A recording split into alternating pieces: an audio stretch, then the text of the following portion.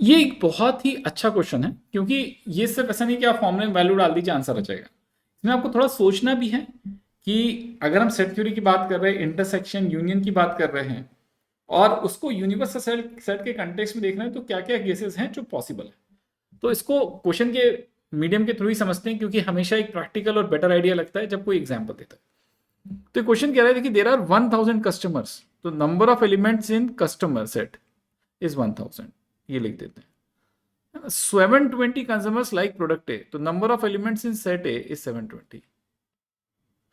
Number of the consumers that like product B है ना, ये वैल्यू उसने 450 दे रखी है। तो बोल रहे what is the least number that must have like both products. अब आप देखिए, अगर हम वेन डायग्राम बनाएं तो क्या क्या पॉसिबिलिटी है ना। तो वेन डायग्राम अगर हम बनाएं तो देखो, एक वेन डायग्राम, एक एक्सट्रीम सिनेरियो ऐसा आ सकता है कि ये सेट ए हो जाए, ये सेट बी हो जाए, जो उसके अंदर चला जाए। और फिर एक एक्सट्रीम सिनेरियो ऐसा हो सकता है जिसको हम बनाने की कोशिश कर रहे हैं, जिसके अंदर क्या हो जाए कि ये पूरा का पूरा है ना, ए सेट हो जाए आपका यहां से लेके यहां तक, है ना। और फिर बी सेट इस तरह से हो कि उसी के ऊपर ओवरलैप हो जाए। तो I will show you using two different colours, it will paint a better picture. तो ऐसा हो सकता है कि ये हमारा हो गया सेट है। अब देखिए, आपको दिखाई दे रहा होगा कि हम सर्कल्स नहीं बना रहे, बट कई बार नहीं बना पाएंगे, जैसे ऐसे। और अब हम बोल रहे हैं कि इससे एक सेट भी ऐसा है कि जिसने पूरा का पूरा रीजन ऑक्यूपाई कर लिया, और ये कुछ ओवरलैप आ रहा है, देख रहे हैं यहाँ पे। तो यहाँ पे जो ओवरलैप आ रहा है बेसिकली यही आपका इंटरसेक्शन है, जहाँ पर कलर रेड भी है और कलर ब्लू भी है। तो अब हमारा क्वेश्चन क्या कह रहा है कि ये दो स्पेसिफिक सिनेरियोज हो सकते हैं, और इन दो स्पेसिफिक सिनेरियोज में भी आपको कुछ समझने की जरूरत है, वो मैं आपको समझाऊंगा। पहले आप ये देखिए कि ये एक रीजन है ना, जो अब कॉमन ओवरलैप का रीजन है। तो क्या होगा, एज ए स्टूडेंट आपको ये बात समझनी चाहिए कि देखिए, इस रीजन के अंदर, इस केस के अंदर आपका जो इंटरसेक्शन था दैट हैज बिकम मैक्सिमम, और जो यूनियन था because of this thing happening it has become minimum. तो इंटरसेक्शन मैक्सिमम हो गया है ना, और यूनियन आपका मिनिमम हो गया। अब यहां पर क्या है, देखिए कि यूनियन मैक्सिमम हो गया, क्योंकि वो तो पूरा फैल के उसने आपका यूनिवर्सल सेट ही कंपेयर कर लिया, कवर कर लिया। और आपका इंटरसेक्शन जो था, ठीक है ना, उसकी वैल्यू मिनिमम हो गई, क्योंकि क्या कर रहे हैं, दोनों सेट एक दूसरे से दूर जाने की कोशिश कर रहे हैं ऐसे करके, और वो इतने दूर जाने की कोशिश करें कि भाई मिनिमम कुछ इंटरसेक्शन हो ही ना। आप इस तरह सोचिए कि हमारे पास दो सेट है, एक सेट है जिसमें 5 एलिमेंट्स हैं, I will give you an example, और ये 5 एलिमेंट्स है 1 2 3 4 5। अब मैं बी सेट किस तरह से चूज करूं सो दैट क्या हो कि इनका मैक्सिमम इंटरसेक्शन हो जाए। तो मैंने बोला कि देखिए, 3 एलिमेंट का सेट चूज करना है, तो 1 2 3 कर लेते हैं, सारे के सारे एलिमेंट्स ही कॉमन हो गए। अब आप देखेंगे कि अगर इसका यूनियन भी लिया जाए तो number of distinct elements would be 1 2 3 4 5, है ना, और कोई डिस्टिंक्ट एलिमेंट होगा नहीं। वहीं अगर मैं सेट ए ऐसे चूज करता 1 2 3 4 5, लेकिन बी के अंदर कोई और ही एलिमेंट रख लेता, लाइक 6 7 8 9 10 ऐसे ले लेता है, या अगर मुझे 3 ही एलिमेंट्स लेने तो 6 7 8 9 लिख लेता। तो अब देखो, डिस्पाइट नाउ ए के अंदर भी 5 एलिमेंट है, बी के अंदर भी 5 एलिमेंट है, बट जब मैं यूनियन लेने जाऊंगा तो उसके अंदर 8 एलिमेंट हो जाएंगे, है ना, बिकॉज ऑफ द नेचर, है ना, the way we have chosen the sets. तो ये बात हम कहने की कोशिश कर रहे हैं कि देखिए, नेचर ऑफ एलिमेंट्स क्या है, इस बात से डिपेंड करेगा कि यूनियन की वैल्यू बड़ी आती है या इंटरसेक्शन की वैल्यू बड़ी आती है, राइट। सो ये क्वेश्चन इस कॉन्सेप्ट को टारगेट करता है। Now let us go back to question. तो बोल रहा है कि क्या हो सकता है। अब आप देखिए यहाँ पे कि क्या पॉसिबिलिटी है। तो हमने बोला, क्वेश्चन को अगर हम रीरीड करें तो बोल रहे what is the least number. तो बोल रहे कि भाई आपका जो इंटरसेक्शन है मिनिमाइज होना चाहिए, मतलब वो ये वाले सेट की बात कर रहा है। और इस सेट के अंदर जो बात है कि अगर मैं यूनियन लूंगा ए यूनियन बी, तो A union B will always be equal to number of elements in set C, यानी यूनिवर्सल सेट के अंदर जो भी एलिमेंट्स हों, क्योंकि हम सेकंड केस की बात कर रहे हैं। कई बार क्वेश्चन फर्स्ट केस पे भी आ सकता है। तो जब आपने ये कर लिया तो अब आपके पास तो फॉर्मूला लग गया। तो देखिए, फॉर्मूला लगाना इंपॉर्टेंट बात नहीं थी, क्योंकि फॉर्मूला तो आई गेस सबको आता है यहाँ पे, अगर यहाँ तक देख रखा है आपने तो, है ना। इसके आगे आपको बस वैल्यूज पुट करके आंसर निकालना है, बट फॉर्मूला क्यों लगा रहे हैं, ठीक है, उसके पीछे कॉन्सेप्ट क्या है, ये समझना इंपॉर्टेंट है। ये काफी कम लोगों को समझ आता है। तो इसमें आप पुट कर दीजिए 720 in place of n of A, 450 in the place of n of B, ठीक है। इसकी वैल्यू तो हमको इंटरसेक्शन की निकालनी ही है। और इसके अंदर 1000, और इसको जैसे ही आप सॉल्व करेंगे तो आपका आंसर 170 आ जाएगा आफ्टर डूइंग कैलकुलेशन। ठीक है, तो calculation is not difficult part, the concept behind the question is very beautiful. आइए अब नेक्स्ट क्वेश्चन देखते हैं। इस क्वेश्चन की खास बात क्या है, इस क्वेश्चन के अंदर 3 सेट्स का यूज हो रहा है। तो अभी तक आप जो भी क्वेश्चन देख रहे थे उसमें 2 सेट्स थे, इस क्वेश्चन के अंदर खास बात क्या है, हम 3 सेट्स का यूज कर रहे हैं। तो अगर वेन डायग्राम बनेगा तो 3 सर्कल का बनेगा, अगर फॉर्मूला लगेगा तो 3 सेट का लगेगा, है ना। तो ये एक इंपॉर्टेंट बात है। तो question says that in a survey of 60 people it was found कि 25 जो लोग थे वो एच न्यूज़पेपर पढ़ते थे, 26 टी न्यूज़पेपर पढ़ते थे, 26 ही आई न्यूज़पेपर पढ़ते थे, 9 वेयर दोज पीपल जो कि एच और आई पढ़ते थे, 11 एच और टी पढ़ते थे, 9 टी एंड आई पढ़ते थे, और 3 लोग ऐसे थे जो सारे न्यूज़पेपर पढ़ते थे, इनके पास ज़्यादा ही टाइम था। तो इस तरीके से क्वेश्चन फ्रेम किया गया है। तो अगर हम एच टी और आई को 3 सेट मान लें तो मैंने सारी इन्फॉर्मेशन को लिख दिया है। एक और इन्फॉर्मेशन ऐड कर देता हूं, नंबर ऑफ एलिमेंट्स इन जो तीनों न्यूज़पेपर पढ़ते हैं, एच इंटरसेक्शन टी इंटरसेक्शन आई, है ना। इस इंफॉर्मेशन को और अगर हम ऐड कर दें यहाँ पे तो इसकी वैल्यू 3 दी हुई है। तो first part of question says that number of people who read at least 1 newspaper, मतलब कम से कम एक पढ़ता है, 2 भी पढ़ सकता है, 3 भी पढ़ सकता है। मतलब अगर हम वेन डायग्राम बनाएं और समझने की कोशिश करें कि भाई किस रीजन की बात की जा रही है, तो लेट अस अंडरस्टैंड। तो बोला कि भाई एटलीस्ट एक पढ़ता है, तो देखिए एक तो पढ़ेगा ही ना, तो एक वाला रीजन तो ये हो गया। वो लोग जो 2 पढ़ रहे थे, केवल 2 पढ़ रहे थे ना, एग्जैक्टली वो ये रीजन हो गया। और वो लोग जो 3 पढ़ रहे हैं, तो एटलीस्ट 1 का मतलब एक भी हो सकता है, 2 भी हो सकता है, 3 भी हो सकता है। जब आपने पूरा बना दिया तो आपको समझ में आएगा कि अगर ये पहला सेट एच है, दूसरा टी है और थर्ड आई है, तो ये तो तीनों सेट्स का यूनियन हो गया। तो जो क्वेश्चन पूछा जा रहा है, number of elements in H union T union I, ये सवाल हमसे पूछा जा रहा है जिसका आंसर हमें करने की कोशिश करनी है। अब अगर मैं इतना लिखने के बाद तो मुझे सिंपली फॉर्मूला लगाना है। तो फॉर्मूला मैंने आपको बताया था, याद रखने की आसान टेक्निक भी है, N of H plus N of T plus N of I, सबको ऐड करके लिख दीजिए, फिर एक माइनस साइन लगाएंगे और 2 को ले लेंगे, एच इंटरसेक्शन टी, है ना, number of elements in T intersection I, number of elements इन, है ना, एच इंटरसेक्शन आई, और फिर साइन फिर चेंज होगा, प्लस आ जाएगा, number of elements in H intersection T intersection. मैंने देखा था अल्टरनेट प्लस माइनस साइन, 1 फिर 2 फिर 3, ये मेथड था, और इससे हम 4 का भी लिख सकते हैं, 5 का भी लिख सकते हैं। अब इस पोर्शन के अंदर वैल्यूज बस पुट करनी है और आंसर आ जाएगा। तो number of elements in H were 25, in T were 26, in number of elements in I were again 26।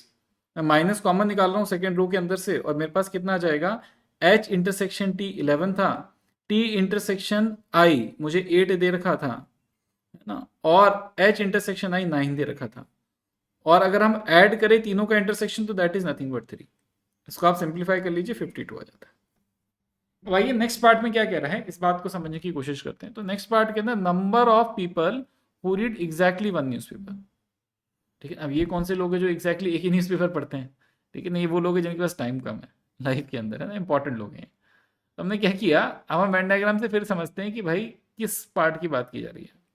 तो एग्जैक्टली 1 न्यूज़पेपर पढ़ने वाले लोग कौन से हैं, देखिए इस डायग्राम के अंदर ये एच है, ये टी है, ये आई है। तो वो लोग जो यहाँ लाई करते हैं, ये एक ही न्यूज़पेपर पढ़ते हैं, वो लोग जो यहाँ लाई करते हैं और वो लोग जो यहाँ लाई करते हैं। अब इसको कैसे निकालें, ठीक है। तो हमने बोला कि देखिए हमारा जो पुराना आंसर आया था उसमें तो हमने पूरा रीजन देख लिया था। तो मेरा जो पुराना आंसर है that is number of elements in H union T union I. इसके अंदर से अगर मैं ये पोर्शन हटा दूं, है ना, जो मेरा अनशेडेड पोर्शन है, तो मेरा आंसर आ जाना चाहिए। तो मतलब ये कौन सा पोर्शन है, तो ये तो वो लोग हैं जो एच इंटरसेक्शन टी के अंदर है ना, टी इंटरसेक्शन आई के अंदर है, और आई इंटरसेक्शन एच के अंदर है। देखिए ये वो लोग रो, है ना, जो लोग यहाँ लाई करते हैं, हमने इनको यहाँ पे डिलिनेट कर दिया। प्रॉब्लम क्या हुई, देखिए अब आप क्या कर रहे हैं, आप बोल रहे हैं कि ये रीजन जी मैं एक बार, है ना, ये वाला जो पोर्शन है इसको मैं एक बार हटा देता हूँ पुराने आंसर में से, इसको भी हटा देता हूँ और इसको भी हटा देता हूँ। तो इन द प्रोसेस क्या हुआ, ये जो बीच वाला पोर्शन था जो तीनों में कॉमन था, इसको आपने 3 बार हटा दिया, है ना। फिर से मैं बात बताता हूँ, देखिए जब आप क्या करें, जब आप यूनियन ले रहे हैं तो सारे पोर्शन को एक एक बार काउंट कर रहे हैं। अब आपने बोला वो लोग तो हटा देते हैं इंटरसेक्शन वाले, लेकिन इंटरसेक्शन के साथ वो पोर्शन भी तो आ गया जो तीनों में कॉमन था, वो तो आपने 3 बार हटा दिया, जबकि ओरिजिनल आंसर में 1 बार था। तो आपको उस पोर्शन को 2 बार ऐड करना पड़ेगा। तो हम क्या कर रहे हैं, हर पोर्शन को जब यूनियन ले रहे हैं तो एक बार यूज कर रहे हैं, जब हटा रहे हैं तो भी एक बार हटा रहे हैं। लेकिन आपने जब H इंटरसेक्शन T हटाया तो उसमें H intersection T intersection I भी हट गया। आप देखिए डायग्राम, ठीक है। सिमिलरली बाकी तीन के साथ भी हुआ, तो एक बार जोड़ा 3 बार हटाया, इसलिए बैलेंस आउट करने के लिए 2 टाइम्स ऐड करना पड़ेगा, है ना। अब इसमें आपको कुछ नहीं करना है, वैल्यूज पुट कर देनी है और आपका आंसर आ जाएगा। तो हमारा पुराना आंसर था 52, है ना। उसके अंदर से हम ये जो है ना 11, मैंने साइन गलत लगा दिया था, करेक्ट कर दिया, है ना। कॉमन निकाला था लेकिन निकाला नहीं, है ना, इसलिए मैंने करेक्शन कर दिया। तो अब अगर हमारे पास ये है तो हम क्या कर सकते हैं, देखिए इसके अंदर 11 प्लस 8 प्लस 9 ये वैल्यू यहाँ पुट कर देते हैं, और 2 टाइम्स जो पोर्शन हमने ऐड करना था, that is intersection of all the 3 element, जो 8 हमको 3 दे रखा था उसको हम यहाँ पुट कर देते हैं। आइए अब एक लास्ट क्वेश्चन देखते हैं। इस क्वेश्चन के अंदर थोड़ा सा कॉम्प्लेक्सिटी है बिकॉज ऑफ कि हम किस तरीके से क्वेश्चन को पढ़ रहे हैं, right. This is more about reading the question than actual difficulty in solving a question. तो ये क्वेश्चन कहता है there are 38 medals of football, 15 medals in basketball and 20 medals in cricket. तो हम ऐसा हो सकती है कि 38 लोगों को फुटबॉल में मेडल मिला, 15 को बास्केटबॉल के अंदर एंड 20 को क्रिकेट के अंदर। तो number of people who got medal in football, that is nothing but 38. Number of people who got medal in basketball, that is nothing but 15. And number of people who got medal in cricket, these are nothing but 20. ये बात हो गई। ऐसे लोग, वो कह रहा है कि जिनको तीनों में मेडल मिले, फुटबॉल, बास्केटबॉल, क्रिकेट, है ना, ऐसे लोग हमारे पास क्या हो गए, ऐसे 3 लोग हो गए। और बोल रहे हैं 58 मैन, है ना, ये मेडल जो थे टोटल 58 मैन को गए। तो अगर हम सबका यूनियन ले लें, F of B union C, सबका यूनियन लेंगे तो ये 58 आ गया, क्योंकि मेडल ओवरऑल 58 मैन को दिए गए। अब वो ये कह रहा है कि ऐसे कितने लोग थे जिनको एग्जैक्टली 2 स्पोर्ट्स में मेडल मिले। मतलब क्या है कि अगर वेन डायग्राम बनाए तो वेन डायग्राम कुछ ऐसा दिखाई देगा, ये पहला सर्कल, दूसरा सर्कल, तीसरा circle. What he exactly wants out of ऐसे कि वो लोग कौन है जो ये इस जगह पे लाई करते हैं शेडेड पोर्शन में, है ना, मतलब जिनको सिर्फ 2 ही इसके अंदर मेडल मिला। ठीक है, तो इसको हम कैसे निकालें। तो हमने क्या बोला कि देखिए हम इस क्वेश्चन को इस तरीके से टैकल कर सकते हैं कि हम ऐसा बोल सकते हैं, number of elements in F union B union C. पहले हम इस चीज को कैलकुलेट करने की कोशिश करते हैं। तो इसका तो फॉर्मूला है N of F plus N of B plus N of C minus number of elements in F intersection B, number of elements in B intersection C minus number of elements in C intersection F. ऐसा कर लेते हैं, है ना। ऐसा हमने basic formula लिखने के बाद थर्ड रो के अंदर आपको पता है हम क्या करते हैं, F intersection B intersection C, इसको कैलकुलेट करते हैं। हमारे पास ये एक बेसिक फॉर्मूला आ गया जिसका हम यूज कर सकते हैं। अब जब ये फॉर्मूला आपके पास आ गया तो इसके अंदर बस वैल्यूज पुट कर हम करें तो हमें क्या मिल जाएगा। देखिए 38 हमने वैल्यू पुट करी, सॉरी 58 हमने वैल्यू पुट करी, तो 58 became equal to 38 plus 15 plus 20, ये हमने ऊपर वाले रो की वैल्यू डाली। फिर अगर हम थोड़े और आगे बढ़े तो जो सेकेंड रोज की वैल्यू हमको पता ही नहीं है, और एक्चुअली हमको उस रो से क्या करना है वो भी हम थोड़ी देर बाद देखेंगे। अभी हम उसको एज वन क्वांटिटी को कैलकुलेट करने की कोशिश करेंगे कि इसे वन क्वांटिटी इसको ट्रीट किया जाए तो इसकी क्या वैल्यू है ना। जब हमने ऐसा कर दिया तो आप क्या नोटिस कर सकते हैं, ऐसा करने के बाद एक थर्ड रो थी, है ना, इंटरसेक्शन वाली, उसकी वैल्यू क्या हो जाएगी, वो तो दे रखा है देखिए 3, है ना, तो उसको तो हम +3 लिख देते हैं। अब अगर हम इसकी फर्दर कैलकुलेशन करेंगे तो आप देख सकते हैं कि दिस बिकेम 58। ये सारे जो टर्म्स हैं यहाँ पे हमने जो लिखे थे नंबर्स, इनको ऐड करेंगे तो इट विल बिकम 76, है ना। और ये जो हमारा पूरा एक टर्म था, number of elements in F intersection B plus number of elements in B intersection C plus number of elements in C intersection F, ये एज अ होल मेरे पास आ गया। देखिए एज अ होल मेरे पास आ गया, है ना। एज अ होल अगर मैं इसकी वैल्यू निकालूंगा तो वो वैल्यू मेरे पास क्या जाएगी वो भी देखते हैं। तो अगर मैं इसकी वैल्यू निकालूं, number of F intersection B plus number of B intersection C plus number of elements in C intersection F, तो आप देख सकते हैं कि this will be nothing but 76 minus 58, ना, which comes out to be 18।